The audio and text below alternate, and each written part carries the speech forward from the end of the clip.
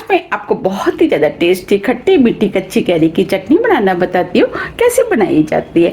आप इस चटनी को चाट पापड़ी, भल्ले, कचौड़ी, समोसे, पराठे, पूड़ी, रोटी आप किसी के साथ भी खा सकते हैं। ये सभी के साथ खाने में टेस्टी लगती है, लेकिन इस चटनी को खास करके शादी पार्टियों में बनाया जाता है।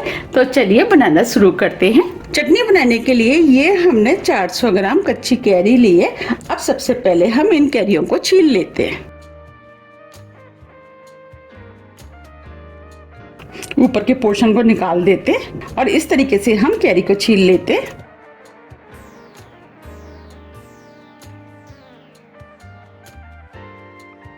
देखिए ये हमने कैरी को छील लिया है। इस तरीके से हम दोनों कैरियों को छील लेंगे। ये हमने दोनों कैरियों को छील लिया है। अब इस कैरी को हम रफली छोटे छोटे पीसों में काट लेते हैं।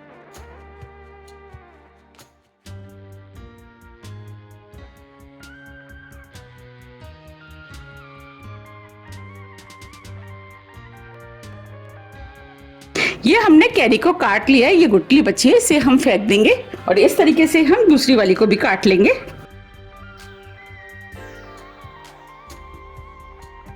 ये हमने दोनों कैरियों को काट लिया है। अब जो हमने कैरी काटी थी उसे हम इस पैन में डाल देते हैं। अब इसके अंदर 1 कप पानी डाल देते हैं। अब कैरियों को पानी के अंदर मिक्स कर देते हैं और मीडियम हाई फ्लेम पे 1 बॉईल आने देते हैं। इसके अंदर 1 बॉईल आ गया है। अब ये कैरियां जल्दी से सॉफ्ट हो जाएं, उसके लिए अब हम इसे ढक देते हैं और 4 से 5 मिनट के लिए पकने देते हैं, जिससे कि ये कैरियां अच्छे से सॉफ्ट हो जाए। 5 मिनट करीब हो गए हैं। अब हम इन कैरियों को चेक कर लेते हैं। देखिए हम इन कैरियों को दबा रहे हैं तो ये इजीली दब रही हैं। इसका मतलब ये बॉईल हो गई हैं। बस हमें इसी टाइप की बॉईल कैरी चाहिए। अब हम फ्लेम को ऑफ कर देते हैं और कैरियों को ठंडा होने देते हैं। अब इधर कैरी भी ठंडी हो गई है। अब हम कैरी को मिक्सी के जार में डाल देते हैं। अब इसके अंदर 1/4 कप पानी डाल देते हैं और कैरी को मिक्सी से महीन पीस लेते हैं। ये हमने कैरी को पीस लिया है। अब मैं आपको दिखा भी देती हूँ। हमें इस टाइप की पिसी हुई कैरी चाहिए। अब इसी पैन में हम चलनी को रख देते हैं और जो हमने कैरी पीसी थी उसे हम इस चलनी के अंदर डाल देते हैं और कैरी को हम इस तरीके से छान लेते हैं। छानने से क्या होगा कि कैरी के अंदर जितने भी रेसे होंगे वो चलनी के ऊपर रह जाएंगे। ये हमने कैरी को छान लिया है। अब जो मोटा मोटा पोर्शन बचा है इसे हम फेंक देंगे। अब हम चटनी को पकाएंगे। उसके लिए पैन को हमने गैस के ऊपर रख दिया है। हम खट्टी मीठी चटनी बना रहे हैं, तो अब हम इसके अंदर आधा कप चीनी डाल देते हैं और आधा कप हम गुड़ डाल देते हैं। अब हम दोनों चीजों को अच्छे से मिक्स कर लेते हैं और स्लो मीडियम फ्लेम पर इसे लगातार चलाते हुए पकाएंगे जब तक कि ये दोनों चीजें मेल्ट ना हो जाए। गुड़ और चीनी का रेशो थोड़ा सा ऊपर नीचे हो सकता है, कैरी के ऊपर भी डिपेंड करता है। कभी कैरी थोड़ी सी ज़्यादा खट्टी होती है और कभी कम, तो आप उसी हिसाब से दोनों चीज़ों को डाल लें। मेरी कैरी थोड़ी सी कम खट्टी थी, इसीलिए मैंने 100 ग्राम दोनों चीज़ों को डाला है। अगर आपकी कैरी खट्टी है तो आप 250 से 300 ग्राम तक डाल सकते हैं। अब 4 मिनट करीब हो गए हैं। अब गुड़ और चीनी भी अच्छे से मेल्ट हो गए हैं। अब हम इसके अंदर मसाले डालेंगे। मसाले में 1 टीस्पून काला नमक, इससे फ्लेवर अच्छा आता है और चटनी खाने में भी टेस्टी लगती है। आधी टीस्पून सफ़ेद नमक, आधी टीस्पून भुने वाले जीरे का पाउडर, आधी टीस्पून गरम मसाला, 2 टीस्पून कश्मीरी लाल मिर्च डालेंगे, इससे कलर अच्छा आता है और ये मिर्चें थोड़ी सी कम तीखी होती हैं। मिर्च आप अपने टेस्ट के अनुसार थोड़ी सी कम या ज़्यादा भी कर सकते हैं।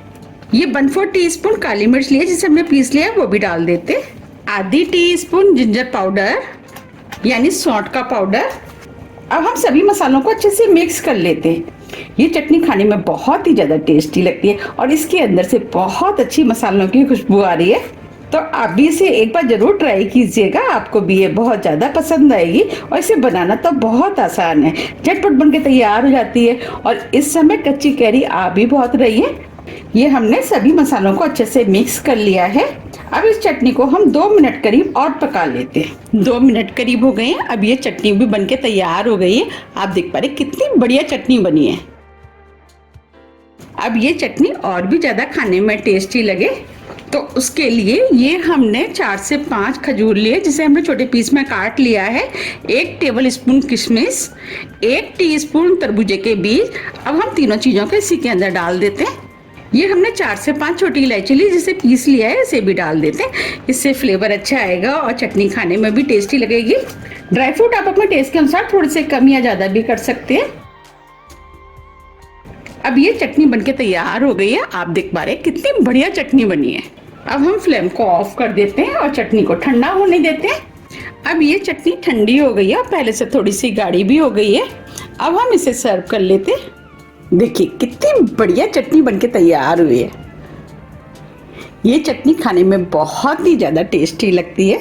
आप इस चटनी को एक बार बना करके पूरी साल भी इस्तेमाल कर सकते हैं, क्योंकि ये चटनी जल्दी खराब नहीं होती है।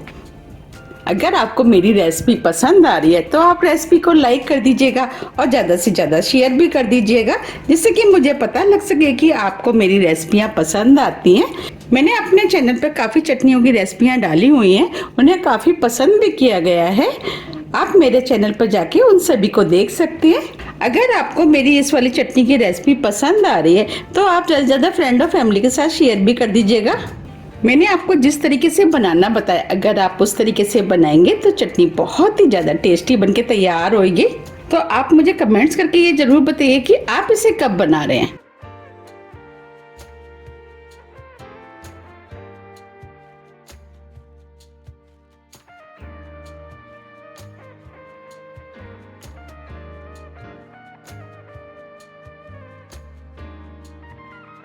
अब मैं आपको पास से भी दिखा देती हूँ।